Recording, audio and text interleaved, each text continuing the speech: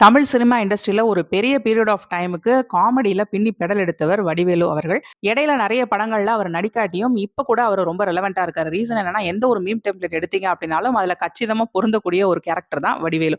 So இந்த வடிவேலு ரீசென்ட்டா comeback குடுக்கறதுக்கு நெறைய படங்கள் நடிச்சாரு. பட் எல்லா படங்களும் ரொம்ப பிரமாதமா போச்சா அப்டின்னா, அப்டி இல்லன்னு தான் சொல்லணும். மாமன்னன் படத்துல காமெடி கேரக்டர் இல்லாம ரொம்ப டிஃபரண்டான ஒரு பரிமாணத்துல நடிச்சிருந்தாரு. அந்த படம் ஓரளவுக்கு நல்ல ஒரு வரவேற்பை பெற்றுச்சு.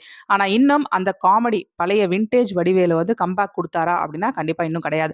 இந்த சூழ்நிலையில வடிவேலு ரசிகர்களுக்கு சுந்தர் சி ஒரு பெரிய சர்ப்ரைஸ் குடுத்திருக்கிறாரு அப்படின்னு தான் சொல்லணும். தலைநகரம் படத்துக்கு அப்புறமா கேங்கர்ஸ் அப்படின்னு சொல்லிட்டு ஒரு படத்து மூலியமா சுந்தர் சி அண்ட் வடிவேலு கூட்டணியில சேர்ந்திருக்காங்க. இந்த படம் இந்த மாசம் அதாவது ஏப்ரல் மாசமே வெளியாகறதுக்கு ரெடியா இருக்கு. அதோட ட்ரெய்லர் இப்ப சில நாட்களுக்கு முன்னாடி ரிலீஸ் ஆச்சு. ட்ரெய்லர் பயங்கர வரவேற்பை பெற்றுச்சு.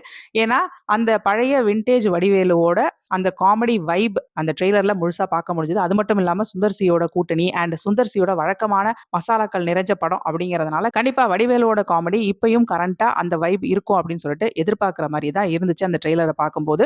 இந்த படத்துல இளமையான தோற்றம், வயதான தோற்றம், பாட்டி தோற்றம் அப்படின்னு சொல்லிட்டு நெறைய தோற்றத்துல அந்த ட்ரெய்லர்ல வடிவேலுவ பார்க்க முடிஞ்சுச்சு. அண்ட் நெறைய இடங்கள்ல காமெடி ரசிக்கும்படியாவுமே இருந்துச்சு. இந்த நிலையில இந்த படத்தோட சிறப்பு காட்சி ஒண்ணு லாஸ்ட் வீக் தமிழகத்துல உள்ள சில முக்கியமான விநியோகஸ்தர்கள் மற்றும் சில திரையரங்கு உரிமையாளர்கள், தியேட்டர் ஓனர்ஸுக்கு இந்த படம் வந்து காமிச்சாங்க. அந்த படத்த பார்த்துட்டு அனைவருமே வந்து படம் ரொம்ப நல்லா இருக்கு, நல்லா வந்திருக்கு, நல்லா வெற்றி அடையும், வெற்றி அடையறதுக்கான வாய்ப்பு இருக்கு அப்படின்னு சொல்லிட்டு பாசிட்டிவ் ரிவ்யூஸ் குடுத்ததா சொல்றாங்க. ஸோ வடிவேலுவோட காமெடி வந்து பெருசா பேசப்படுற ஒரு காலகட்டம் இருந்துச்சு. மறுபடியும் அந்த ஒரு காலகட்டம் வரணும்னு சொல்லிட்டு வடிவேலு ரசிகர்கள் எல்லாமே காத்துட்டு இருந்தாங்க. ஸோ அது வந்து இந்த படத்து மூலியமா நிறைவேறும் அப்படின்னு சொல்லிட்டு எதிர்பார்க்கலாம். ஓடிடி உரிமை இருக்குல்ல, இந்த படத்தோட ஓடிடி உரிமை. இது வந்து நெறைய விலைக்கு போயிருக்குது. ஏன்னா பாசிட்டிவ் ரிவ்யூஸ் ஏர்லியரா வந்தனால நெறைய பேரு இந்த படத்துல இன்ட்ரெஸ்ட் காமிக்கிறாங்க. அதனால பெரிய விலைக்கு ஓடிடில இந்த படம் வியாபாரம் ஆயிருக்கு அப்படின்னு சொல்லி சொல்றாங்க. தியேட்டர்ஸ்ல இப்போதைக்கு ஏப்ரல் 24த் ரிலீஸ் ஆகுது. Stay tuned.